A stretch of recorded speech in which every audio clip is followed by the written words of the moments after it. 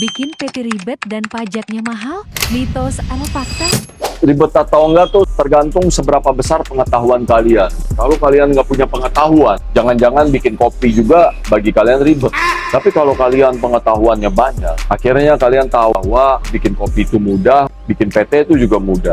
Tapi di tingkatannya mudah tuh kan pasti ada lagi yang lebih mudah. Di bawah PT yang lebih mudah tuh pasti banyak. Tapi kalian pikir lagi, bukan sekadar mudah aja, tapi harus cari yang mudah juga, tapi aman. Meskipun itu susah, tapi aman.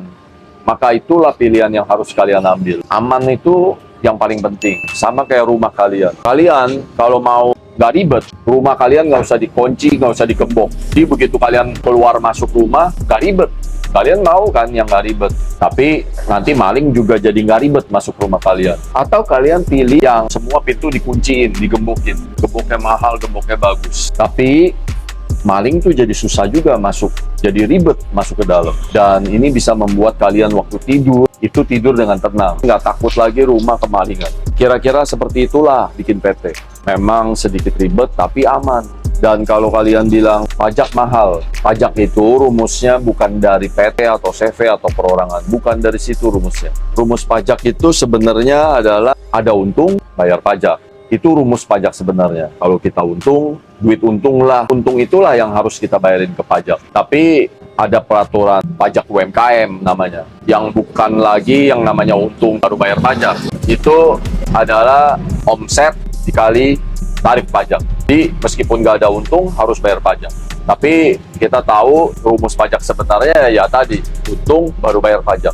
Kalau tarif UMKM tadi kan pemerintah tuh hanya coba untuk membantu UMKM kita gimana caranya supaya mereka tuh yang nggak ngerti cara bayar pajak bisa bayar pajak dengan mudah. Nggak perlu ngerti rumus akuntansi atau rumus perpajakan. Tinggal lihat omsetnya berapa, dikali 0,5, bayar dengan sukarela. Jadi pemerintah itu terbitin peraturan itu pada saat itu karena semua dunia memang lagi susah. Sehingga negara tuh cari cara gimana caranya tingkatin pendapatan pajak. Maka muncullah peraturan pajak tersebut. Pokoknya rumus dasarnya pajak cuma satu yang tadi. Untung baru bayar pajak. Fair kan negara? Negara tuh pasti fair. Kalau kalian untung baru bayar pajak. Kalau nggak untung ya nggak usah bayar pajak. Jadi itu adalah mitos pajaknya lebih mahal. Semoga informasi ini berguna buat kalian. Kita nih di Gapura bisa ngurusin PT, pendirian PT kalian, dan ngurusin perpajakan kalian. Karena kita ada jasanya. Lebih mudah bersama Gapura Office.